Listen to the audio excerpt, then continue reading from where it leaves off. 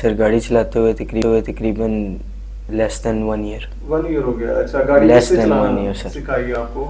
سر میں نے اپنے کزنس کے ساتھ ہی ایسے ہم لوگ جاتے تھے تو انہوں نے تھوڑی سکھا دی سر. انہوں نے سکھائی؟ جی تو سر. کبھی ممی پاپا نے منع نہیں کیا آپ کو کہ گاڑی آپ نہ چلائیں یا نہ لے کے جائیں؟ جی سر بہت منع کرتے ہیں وہ سر. اچھا تو کل رات کہاں سے آ رہے تھے آپ؟ سر کل رات ہم لوگ فیز 7 میکڈونلڈ جا رہے ہیں سر. اچھا میکڈونلڈ یہ جو پاس ہی ہے؟ جی سر.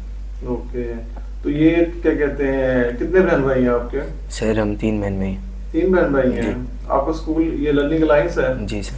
اوکے تو گاڑی کیا وجہ بنی, کیسے ایکسیڈنٹ ہوا؟ سر وجہ اس طرح بنی کہ ہم لوگ جا رہے تھے اور ایٹ اراؤنڈ 100 اور 107 یا 110 کی اسپیڈ پہ واز اراؤنڈ دیٹ, اور ہم لوگ جیسے ہی ہم نے بیریئر کراس کرنے کی کوشش کی تو سامنے ایک دم سے اللہ کی طرف سے ایک گاڑی آ گئی فرام دا رائٹ سائڈ, اور رائٹ سائڈ سے گاڑی آئی ہے اور وہ بالکل ہی I think it was like 10 یا 20 کی اسپیڈ پہ ہوگی اور وہ بالکل ہی ڈیڈ سلو ہو گئی تھی.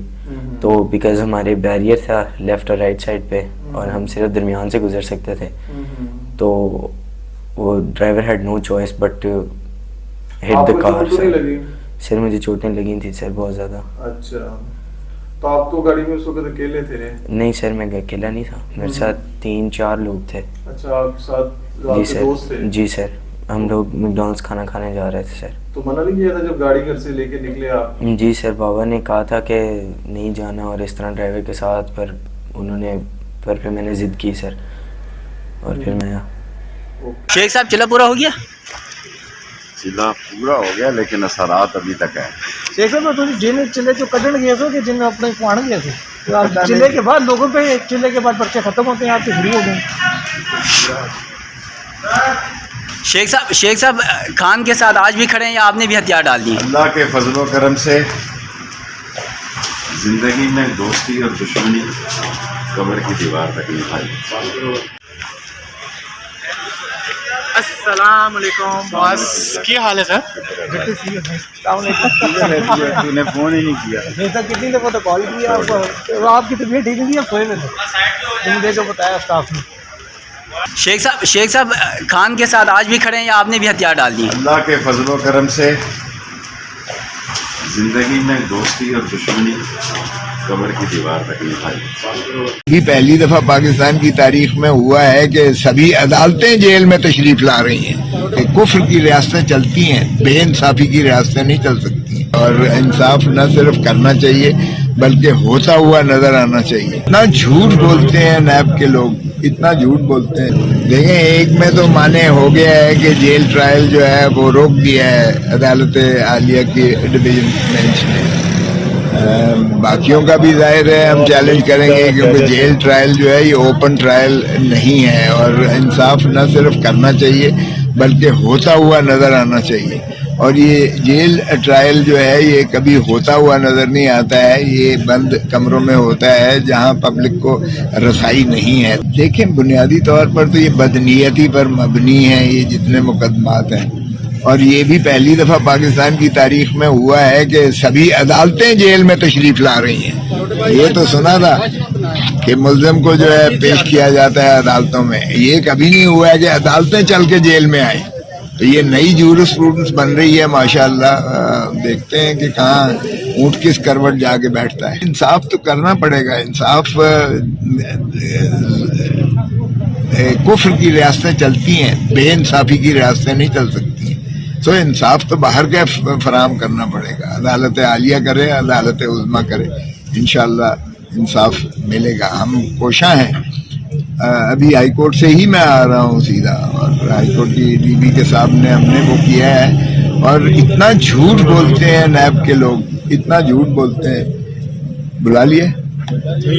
اور جج صاحب آج دوبارہ اسی بھرپور کوشش میں تھے کہ کسی نہ کسی طریقے سے آج ہی پورے کا پورا ٹرائل کنکلوڈ ہو جائے, چاہے ساری رات یہاں پر بیٹھنا پڑے. اور جب فائنلی 4 بجے سائفر کا کیس ختم ہونے لگا تو نیب کی ٹیم نے اندر دھاوا بول دیا کہ ہم عمران خان صاحب کا ریمانڈ لینے آئے ہیں. نیب کی ٹیم کے ریمانڈ کو بھی ابھی میں اپوز کر کے آیا ہوں, فیصلہ محفوظ ہے, تھوڑی دیر میں آ جائے گا.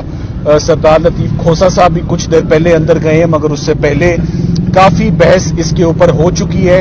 और मेन जो आज नैब अंदर आई है वो शायद इसीलिए आई है कि साइफर का केस उनको कमजोर पड़ता हुआ नजर आ रहा है, और साइफर में लग ये रहा है कि मजीद खान साहब की गिरफ्तारी जो है वो जस्टिफाई नहीं हो सकेगी। और सुप्रीम कोर्ट ऑफ पाकिस्तान में, और जैसे कि आज इस्लामाबाद हाई कोर्ट में भी साइफर के ट्रायल को फॉर द टाइम बीइंग उसको रोका गया है।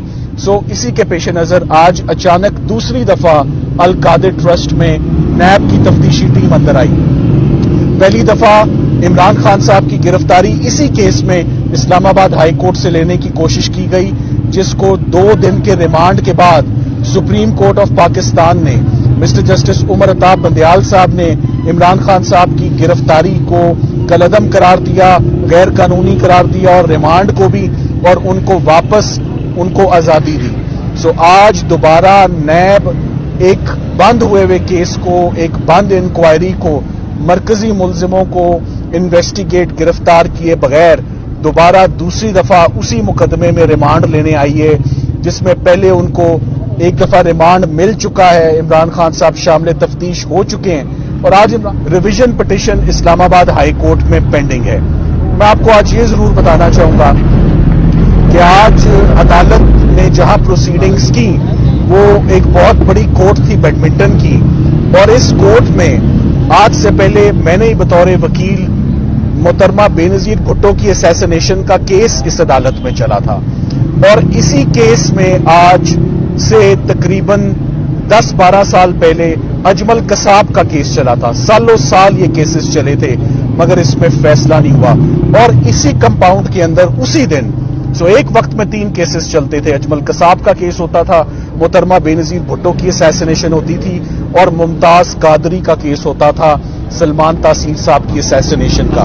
मगर आज उन केसेस के बाद इस केस में इमरान खान साहब की जमानत दहशतगर्दी की आर्ग्यू हो रही थी टायर जलाने पे, और साइफर जैसे बोगस मुकदमे में उसी कोर्ट में इतने सालों के बाद दोबारा एक वजीर आजम बतौर मुलजिम जो है वो खड़े हुए थे।